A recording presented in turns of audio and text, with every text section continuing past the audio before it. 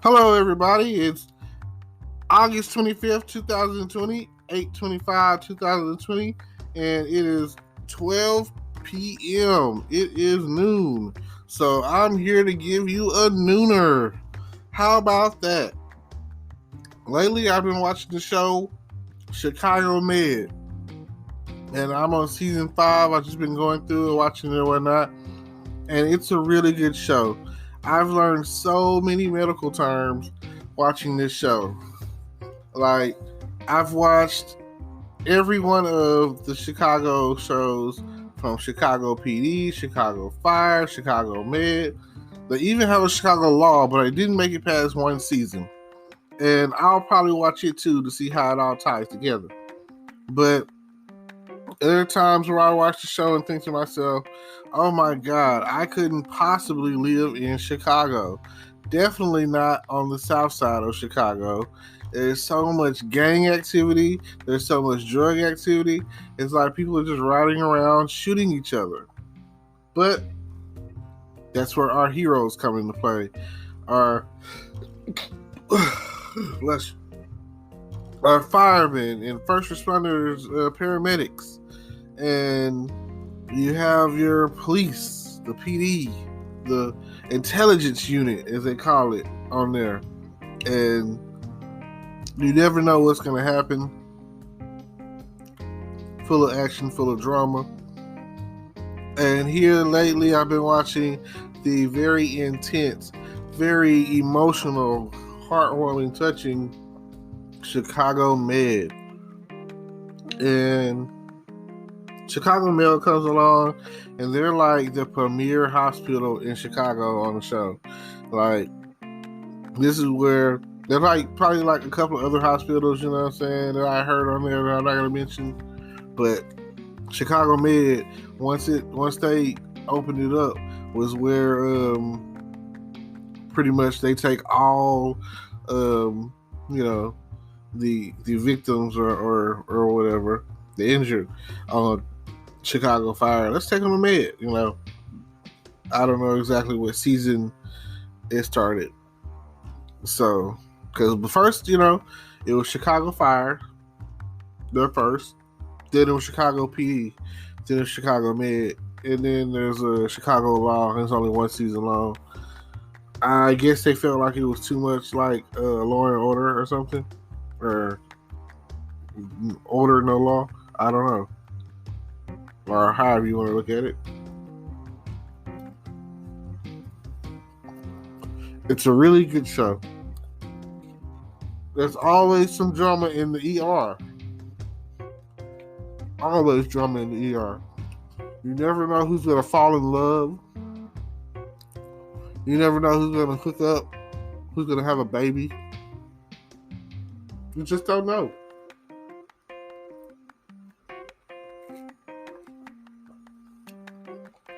You don't know who's going to come in with a gunshot wound. Or who's going to come in and because they had a seizure, or a pregnant woman comes in and they have to do an emergency C-section.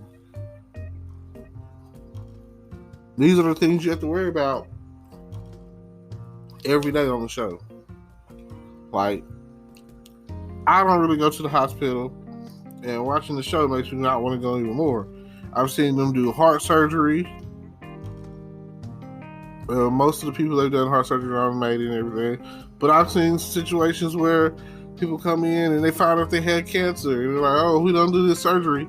I mean, I don't know. Nobody wants to get surgery. Nobody wants to go under the knife. Everybody has their times, but to me, they're funny. Everybody, should never really bring your personal life into your work life. But, we're all human, so that's to be expected. It's hard to prevent.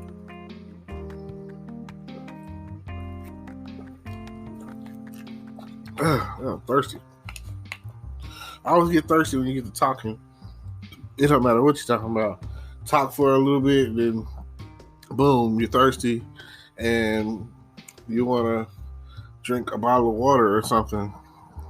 Which, it's okay, you know what I'm saying? I'm sure y'all understand. We out here, holding it down, talking to each other, keeping it cool. You cool, I'm cool. We all cool. Now, what I really would like is, you scream, I scream, we all scream for ice cream. Now, this last season was pretty harsh. One of the main characters on the show, his dad is like a millionaire, owns like a retail store or whatever. That's kind of, I would compare it to like a Neiman Marcus or something like that. So it has like a chain of retail stores or whatever, and he's made significant amounts of donations, amount of money to the hospital, But one thing that I learned for watching the show is mental health is important. The guy, his name is Dr. Charles, and he's the head of the psychiatry department. And there's a lot of times where they call him in for a consultation. And this last episode I watched, there were these senior girls graduating high school, senior girls, whatever. They all play soccer. And they were like, oh my God, the soccer championship is tomorrow.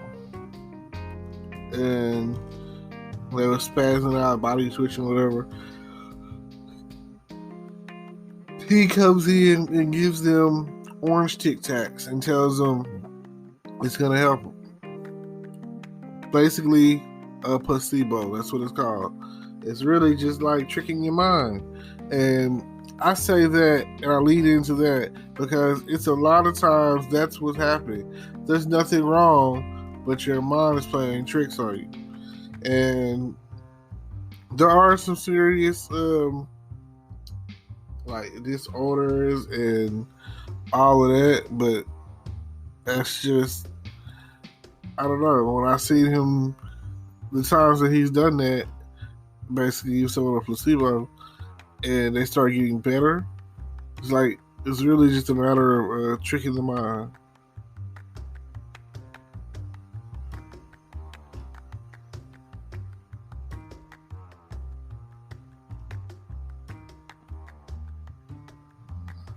Yeah, so every time you come across something like that, you just gotta ask yourself, is it worth it? Something that I see a lot of in TV shows is certain disorders, is like bipolar disorder. A person might come in manic and then you smooth them out with some lithium or whatever. Also, seen some schizophrenic people come in on the show. But one of the number one things that I see people have me in with is, and if you're in the medical field, you will probably know exactly what I'm talking about, is a hemothorax. Hemothorax is kind of like a deflation of the lung. So they stick like this needle in your chest so that it can get air in through the needle to inflate the lung. And I hear them saying that a lot. Then I hear them do ultrasounds and CBG, CBC, EKG, MRI, CT, cultures. I hear all of that stuff. And I be thinking to myself like, wow.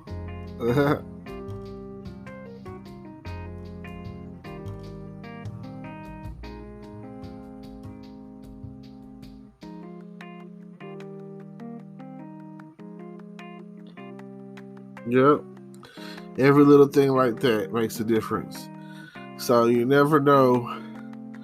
You might have to cut open into their side and stick a chest tube in there to let the air in and the blood drain out. I think it's called cranking them, where they they cut like a hole in your throat and sticks. They stick like something in there so you can breathe. That's how bad it gets sometimes. So you never know. You never know. And then, like I say, the romance. 1 minute this person's in love, the next person they're not. So it just hold on. Everything will be okay, I guess. It's how they try to make it seem.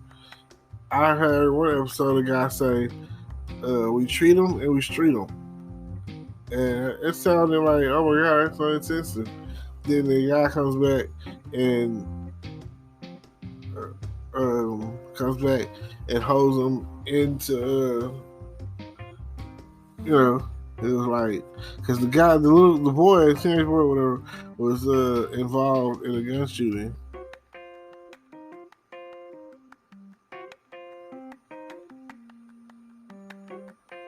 Every time. So feel free to check out Chicago Med, Chicago Fire, Chicago PD, Chicago Law. I'll even say check out what's the name of that show?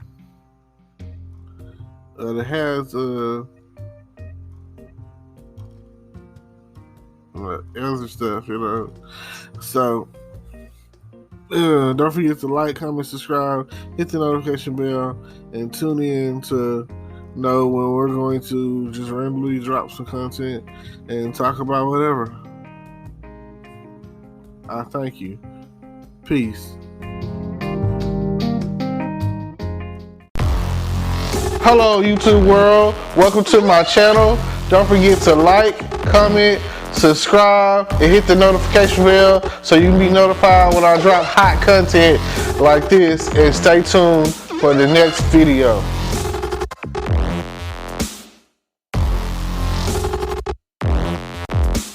Today is your lucky day. Today is the day that our $3 website works for you, paying you directly to your PayPal daily. Imagine $3 ongoing continuous payments to your PayPal account. Imagine falling asleep and waking up to $300 in your PayPal account. How would this make you feel? How could this help you? What bills could you pay? What kind of fun could you have? What does that retirement look like now? All for a one-time payment of $3. This website is DFY done for you, fully built and completely hosted, and never stops collecting payments for you. You have spent $3 on coffee on a regular, but that coffee won't help you create multiple streams of income. Click the link below.